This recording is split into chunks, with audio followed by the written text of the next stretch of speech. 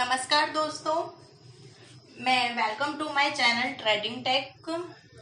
आज मैं आपको बताना चाहती हूँ कि बहुत सारे लोग होते हैं, हमारे बहुत सारे क्लाइंट्स होते हैं जिनको ट्रेडिंग में थोड़ा सा इशू आता है कि हम कैसे सिलेक्ट करें सेक्टर, कैसे स्टॉक को पता करें कि कैसे हम बाय करना है या फिर सेल करना है। तो आज मैं आप लोगों के लिए उसी प्रॉब्लम का सोल्यूशन लेके आई हूँ।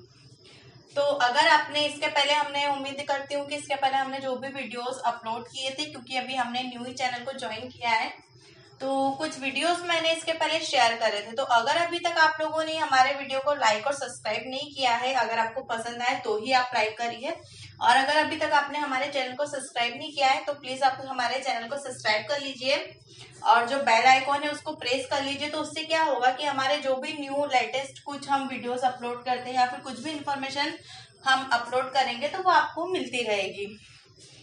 तो आज मैं आपको बताना चाहती हूँ दोस्तों कि how to trade in Indian stock market, कैसे हम हमारे इंडियन स्टॉक मार्केट में ट्रेड करें। तो हमारा जो टाइटल है आज का टॉपिक है वो है how to trade in Indian stock market, क्योंकि बहुत सारे ऐसे क्लाइंट्स हैं जो हमसे जुड़े हुए हैं, वो यही पूछते हैं कि कैसे हम ट्रेड करें, मार्केट अभी इतना ज्यादा डाउन में चल रहा है तो कैसे हम सिलेक्ट करें कि हमको कौन से स्टॉक में पोजीशन बनानी चाहिए, बाय करे सेल करे। तो मैंने अपने ओवरव्यू, मतलब मुझे जितना मार्केट का नॉलेज है, तो मैंने अपने ओवरव्यू से एक स्मॉल सा वीडियो आप लोगों के लिए बनाया है। उम्मीद है आपको पसंद आएगा।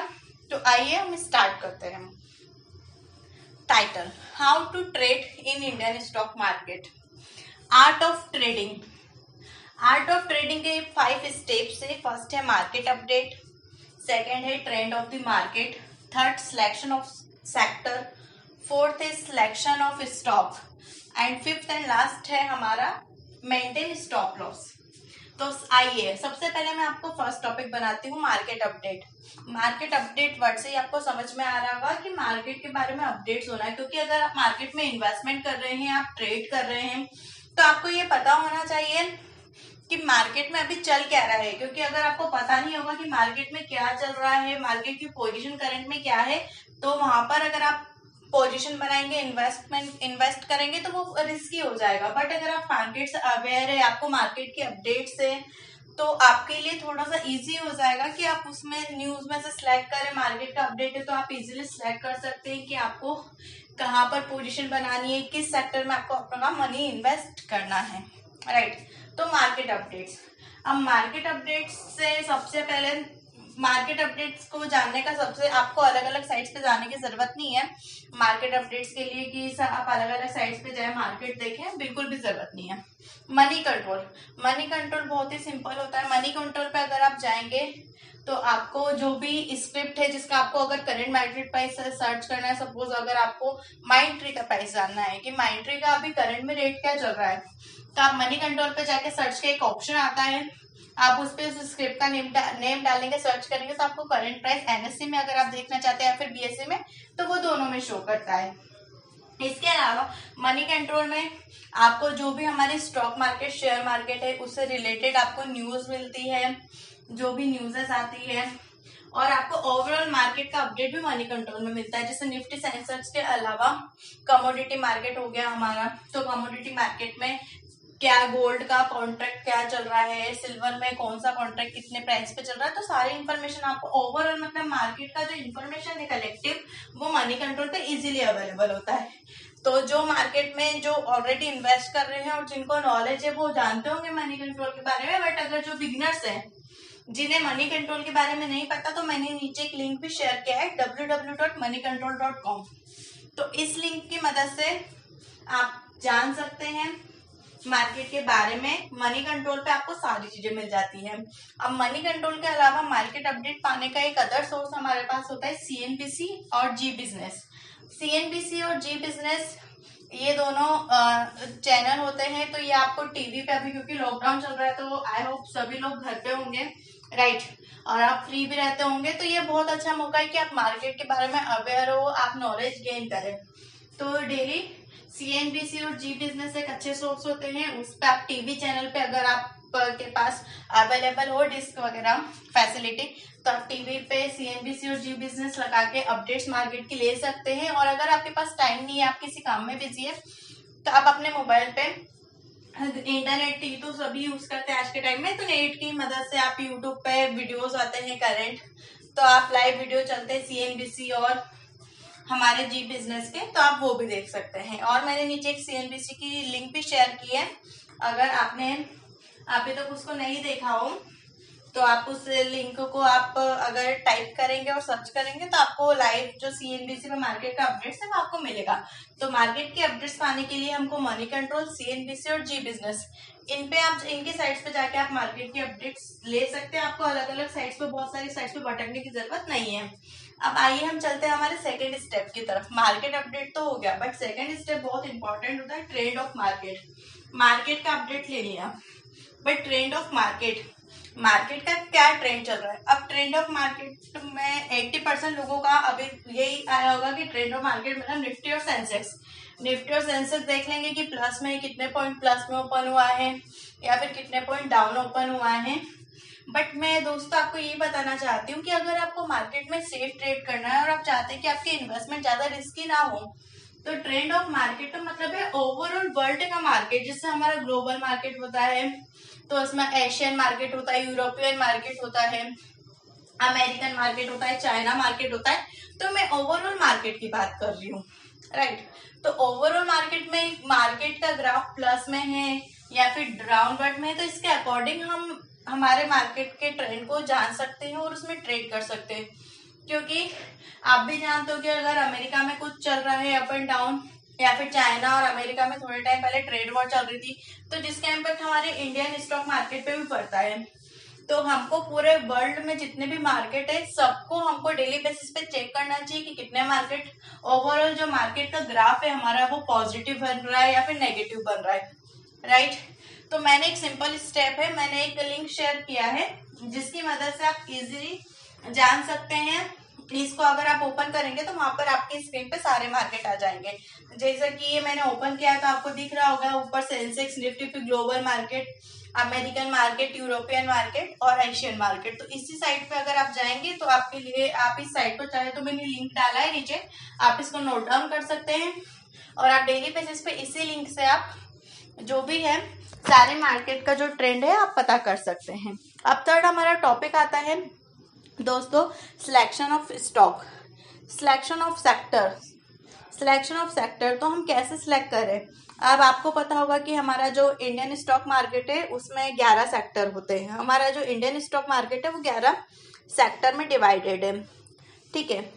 तो अब उन सेक्टर में हम कैसे सिलेक्ट करें, 11 सेक्टर कौन कौन से हैं मैंने आपको वहां पे स्क्रीन पे है, आप देख लीजिए। फाइनेंशियल सेक्टर होता है हमारा, टेलीकॉम सेक्टर होता है, राइट, एनर्जी सेक्टर होता है, मेटल सेक्टर होता है, ऑटोमोबाइल सेक्टर होता है। तो जो भी 11 सेक्टर है वो यहाँ पर स्क्रीन पे है, आप सब देख सकते हैं, ठीक है। तो सिलेक्शन ऑफ सेक्टर थर्ड हमारा मोस्ट इंपोर्टेंट स्टेप होता है, क्योंकि मार्केट अपडेट हमने ले लिया, ट्रेंड ऑफ मार्केट भी पता कर लिया, राइट। बट जब तक हम इस सेक्टर का सिलेक्शन नहीं करेंगे तो हमें कैसा पता पड़ेगा कि कौन से सेक्टर में हमको ट्रेड करना है, उसमें कौन सा स्टॉक है जिसमें हमको ट्रेड करना चाहिए। तो सिलेक्शन ऑफ सेक्टर भी मोस्ट इंपोर्टेंट इसका पार्ट होता है। तो आइए हम जानते हैं कि कैसे हम सेक्टर का सिलेक्शन करें। अब हमारे जो इंडियन स्टॉक मार्केट है उसमें 11 सेक्टर में डिवाइडेड है, ठीक है, 11 सेक्टर में डिवाइडेड है। तो आपको हर एक सेक्टर के बारे में जानना है कि यार इस सेक्टर में क्या चल रहा है, वो बहुत ज्यादा लेंथी हो जाता है, बहुत ज्यादा आपको कंफ्यूज भी कर देगा। तो आपको इतना ज्यादा डीप में जाने की जरूरत नहीं है, मैं आपको शॉर्ट में बताती हूँ, ठीक है। अब जैसे हमारे NSE मार्केट में सेक्टर है, 11 सेक्टर है, तो आपको डेली क्या करना है कि मार्केट का ट्रेंड पता करने के बाद, trend of the market, market का अपडेट ले लिया, ट्रेंड ऑफ मार्केट पता पड़ गया, उसके बाद ट्रेंड ऑफ मार्केट के बाद आपको जो 11 सेक्टर है उसमें से सिर्फ टॉप 2 सेक्टर आपको सिलेक्ट करना है। मतलब जो दो स्ट्रॉन्ग 2 सेक्टर बने हुए हैं, अगर मार्केट के ट्रेंड सपोज पॉजिटिव है, प्लस में है, तो आपको टॉप 2 सेक्टर जो बहुत ज्यादा स्ट्रॉन्ग बने हैं, पॉजिटिव बने, आपको सिर्फ वही सिलेक्ट करना है। सपोज मार्केट का जो ट्रेंड है, ओवरऑल मार्केट का ट्रेंड पॉजिटिव है, तो मैंने जो 2 स्ट्रॉन्ग सेक्टर है, मान लीजिए IT सेक्टर और एनर्जी सेक्टर, दोनों सेक्टर बहुत ज्यादा स्ट्रॉन्ग बने, तो हमने ये दोनों सेक्टर को सिलेक्ट कर लिया। देन हम अगले स्टेप पे जाएंगे। नेक्स्ट स्टेप फोर्थ है सिलेक्शन ऑफ स्टॉक। अब हमने सेक्टर तो सिलेक्ट कर लिया है कि IT सेक्टर है हमारा और एनर्जी सेक्टर है जो बहुत ज्यादा स्ट्रॉन्ग बना हुआ है, राइट। तो अब हमारा आता है सिलेक्शन ऑफ स्टॉक। तो सिलेक्शन ऑफ स्टॉक हम कैसे कर रहे हैं, इसकी 8 बेसिक स्टेप्स होती है सिलेक्शन ऑफ स्टॉक की, जो कि मैंने यहाँ पर है स्क्रीन पे आप देख सकते हैं। तो जो अगर आप मैं बात करूं अगर लॉन्ग टर्म वालों की, राइट, जो क्योंकि हर कोई इंट्राडे ट्रेड नहीं करता, कुछ होते हैं जो शॉर्ट टर्म पोजीशन ट्रेड करते हैं, कुछ लॉन्ग टर्म पोजीशन ट्रेड करते हैं, राइट। तो ये जो 8 स्टेप्स इसमें मैंने लिखे हैं, तो इसकी मदद से आप अगर शॉर्ट टर्म पोजीशन करते हैं या फिर लॉन्ग टर्म पोजीशन, तो डेफिनेटली ये स्टेप्स को आप फॉलो करें तो आपके लिए बेनिफिशियल होंगे। बाकी इसका एक ओवरव्यू मैं आपको बता देती हूँ। जब भी हम अगर लॉन्ग टर्म की बात करें, राइट, तो हमको ऐसा नहीं है कि अब हमको मार्केट का अपडेट ही नहीं पता है और हम चल रहे हैं कि भैया हमने डीमेट अकाउंट खुलवा लिया, अब हमको होल्डिंग करनी है। तो ऐसे में आपका दोस्तों इन्वेस्टमेंट बहुत रिस्की हो जाएगा, राइट। तो मार्केट का अपडेट्स आपको जब भी, अगर आप बिजी, अभी तो लॉकडाउन चल रहा है तो सभी फ्री है, बट अगर आप किसी जब वर्किंग भी करते हो तो 5 से 10 मिनट का समय निकाल के आप मनी कंट्रोल ओपन कर ले डेली मॉर्निंग में, तो उस पर आपको मार्केट का ओवरव्यू मिल जाएगा, राइट। तो अगर आप लॉन्ग टर्म के लिए इन्वेस्टमेंट करना चाहते हैं तो ये 8 स्टेप्स होते हैं, जिसमें से आपको, अगर आप कोई सी कंपनी सिलेक्ट कर रहे हैं, कोई सा सेक्टर है, मान लीजिए आईटी सेक्टर, उसमें से कोई कंपनी आप सिलेक्ट कर रहे हैं, टेक महिंद्रा हो गया, फिर विप्रो हो गया, आप विप्रो को सिलेक्ट कर रहे हो, उसमें लॉन्ग टर्म आप इन्वेस्ट करना चाहते हैं, तो आपको उस कंपनी के बारे में, उसके फंडामेंटल्स क्या रहे हैं, फंडामेंटल एनालिसिस बहुत जरूरी है। इसके अलावा उसका पास्ट में क्या परफॉर्मेंस रहा है, प्रेजेंट में वो कितनी ग्रोथ कर रहा है, फ्यूचर में 15 से 20 साल तक वो कितनी ग्रोथ कर सकता है, आपको पता होना चाहिए। क्योंकि अभी आपको पता होगा कि इसके पहले अभी बहुत सारे लोगों का शेयर बाजार में पैसा डूबा है। क्यों? क्योंकि जिन लोगों ने, आपको पता होगा यस बैंक का किसी से छुपा नहीं है, पीएनबी बैंक का किसी से छुपा नहीं है, डीएचएफएल का और जेट एयरवेज, ये ऐसे हैं जिसकी न्यूज सबके कानों में पड़ी होगी, जो ट्रेड करते हैं या फिर नहीं भी करते हैं। बाकी ये न्यूज़पेपर में भी आई है, टीवी पे भी आई है, तो सबको पता होगा पीएनबी, यस बैंक, डीएचएफएल और जेट एयरवेज के बारे में। तो जितने भी कस्टमर्स ने उसमें इन्वेस्ट किया था, बहुत सारों का लॉस हुआ है, और जिनके पास ज्यादा फंड था तो आई होप उनकी पोजीशन अभी भी बनी होगी, बट वो इसी कंफ्यूजन में होंगे कि वो उनको इन फ्यूचर ग्रोथ देगा भी या नहीं देगा, क्वेश्चन मार्क, राइट। तो हमको ये क्वेश्चन मार्क वाली चीज लानी नहीं है, राइट, क्योंकि जहाँ क्वेश्चन मार्क आ गया मतलब वहाँ हम श्योर ही नहीं है कि हमने जो होल्ड किया है या फिर हम ट्रेड कर रहे हैं वो सक्सेस होगा कि भी नहीं होगा।